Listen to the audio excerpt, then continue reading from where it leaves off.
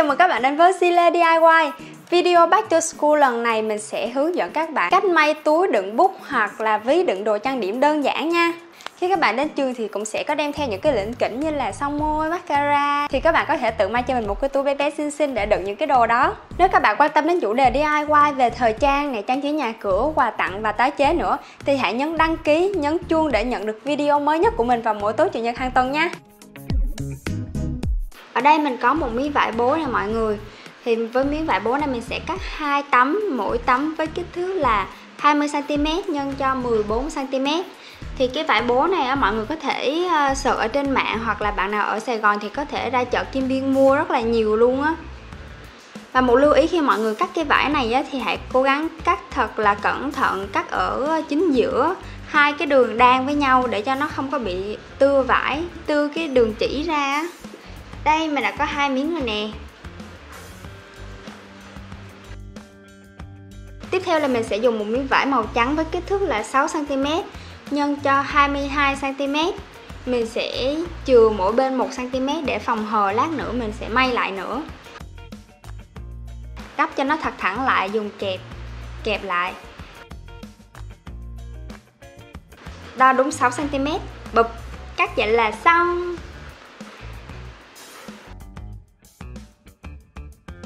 Cắt đúng 22cm. Ướm lên thử xem sao.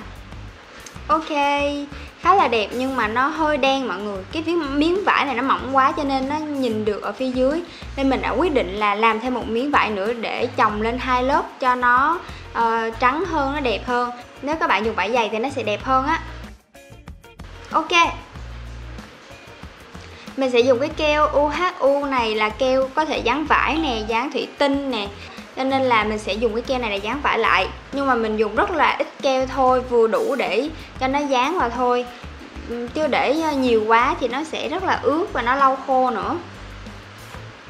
Mình sẽ cố gắng miết thật là thẳng để cho nó không có tạo cái bong bóng phồng phồng lên á.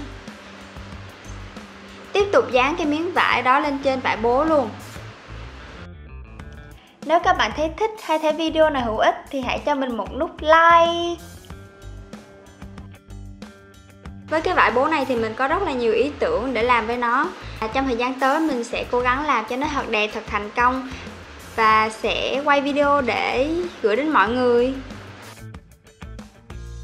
Mình sẽ đợi 3 đến 5 phút để cho nó khô hoàn toàn luôn.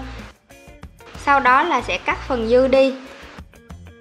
Khi mọi người làm cái này á, thì nó rất là dễ tưa những cái chỉ của cái vải bố ra, thì mọi người hãy làm cẩn thận nhẹ nhàng nha.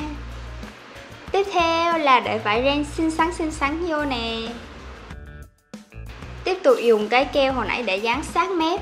Mình sẽ cố gắng dán thật là thẳng, thật là cẩn thận để che đi cái ranh giới giữa cái vải màu trắng và vải bố. Chúng mình hãy kết nối với nhau nhiều hơn bằng cách là theo dõi mình ở trên fanpage Zile. Mình sẽ để đường link ở phía bên dưới để chia sẻ với nhau nhiều hơn về kinh nghiệm DIY. Thì mình sẽ có những bài viết về handmade ở trên đó nè. Mình cũng sẽ có những cái video hậu trường nhỏ nhỏ vui nhộn nữa. Nên mọi người hãy ghé fanpage Zile để kết nối với mình nha.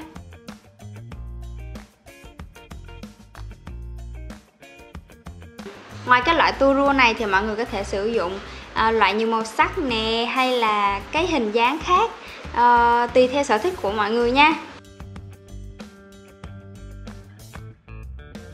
Bây giờ đến phần bỏ móc khóa. Mình sẽ canh thật là chính xác cái vị trí mà mình muốn để cái móc khóa. Thì mọi người đừng có để sát quá nha. Để sát quá thì đến lúc mà mình khóa lại nó đơ lắm. Nên hãy thụt vô một chút rồi mới để khóa kéo. Và mình sẽ may lại. Nếu các bạn không có máy may thì may tay vẫn được bình thường nha. Ta-da, xong rồi nè. Đó, mọi người nhìn thấy mình bị tưa cái chỉ ở phía dưới rồi không? Cái này nó rất là dễ tưa luôn á, cho nên là phải làm nhẹ nhàng, cẩn thận. Back to school mà có cái túi đựng bút hay là đựng đồ trang điểm do chính tay mình làm ra thì cảm giác rất là sung sướng luôn á mọi người. Cái miếng hồi nãy thì nó có cái vải màu trắng nên nó sẽ chắc chắn và nó có cái độ dày hơn. Còn cái miếng này chỉ có vải bố không thôi, không có miếng vải gì hết, cho nên là mình sẽ sử dụng keo để cố định vào cái phần dây kéo trước khi mình may.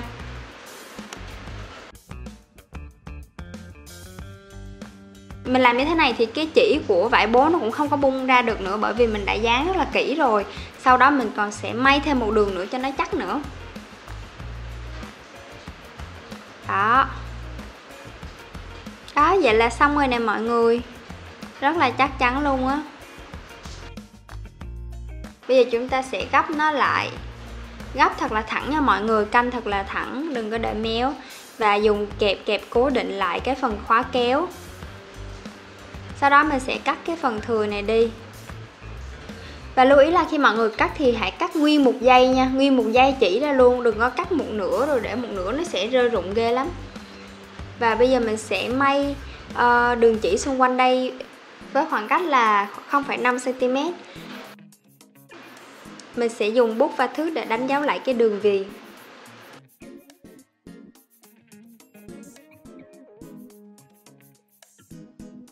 Với cách làm này thì mọi người có thể làm với các loại vải khác nhau, không nhất thiết là chỉ làm được vải bố mà các bạn có thể linh hoạt. Ở nhà có vải gì hay là thích cái vải gì thì cứ sử dụng cái cách mà mình hướng dẫn để may cái túi này nha.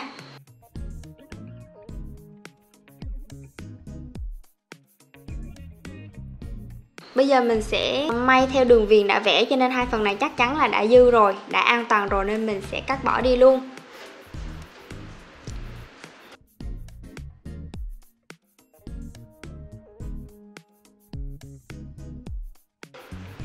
Đó, bây giờ mình chỉ cần may lại thôi. Mọi người có thích mình làm DIY về món đồ gì không? Thì để lại phần bình luận ở dưới nha. Mình sẽ cố gắng tìm hiểu và làm nó thật là đẹp. Sau đó là sẽ gửi đến cho các bạn.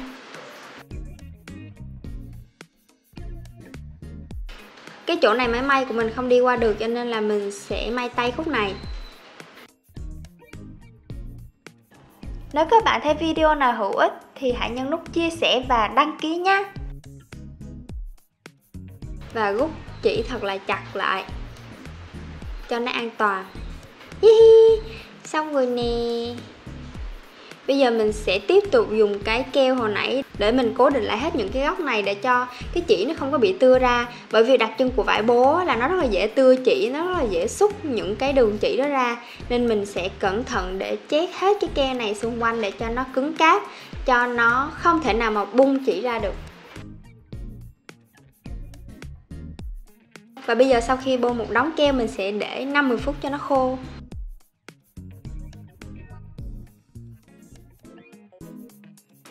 Và bây giờ mình sẽ tiếp tục để lộn cái túi này lại nha.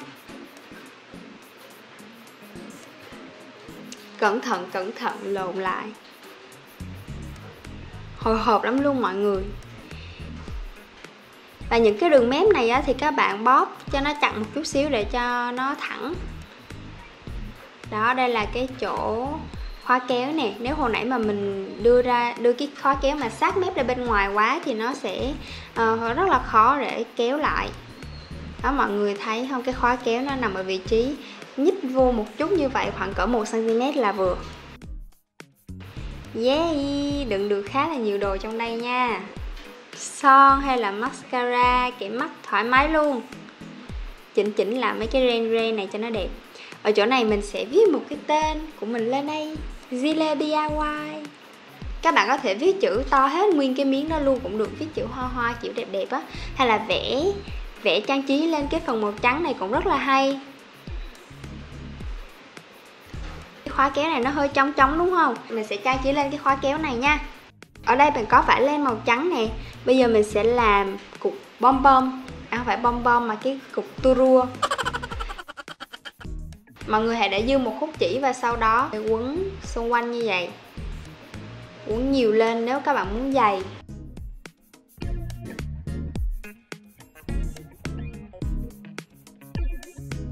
Và quấn lại mà cũng siết chặt một chút xíu để cho nó không có bị xúc ra trong lúc mình xài á.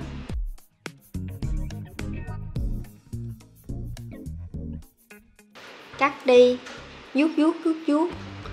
để coi thử có so le không, thì cắt đi luôn. Xong rồi, đẹp quá đi. Mình làm thêm một cái màu vàng nữa nè, là 2 cái.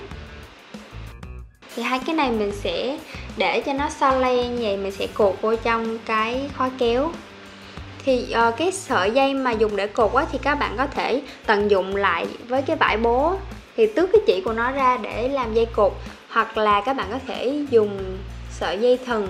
Nói chung là cho cùng cái tông màu với cái vải bố thì nó sẽ đẹp hơn và nó sẽ đồng đều hơn. Thì ở đây mình sẽ dùng cái chỉ từ trong vải bố ra. Đó, nếu mà các bạn chỉ thích đơn giản thì một cục như vậy là cũng rất là đẹp rồi nè. Nhưng mà mình thích điệu đà nên mình dùng 2 cục lận. Thì mình sẽ xỏ 2 cục đó vô và cột cho nó cố định ở trên cái sợi dây.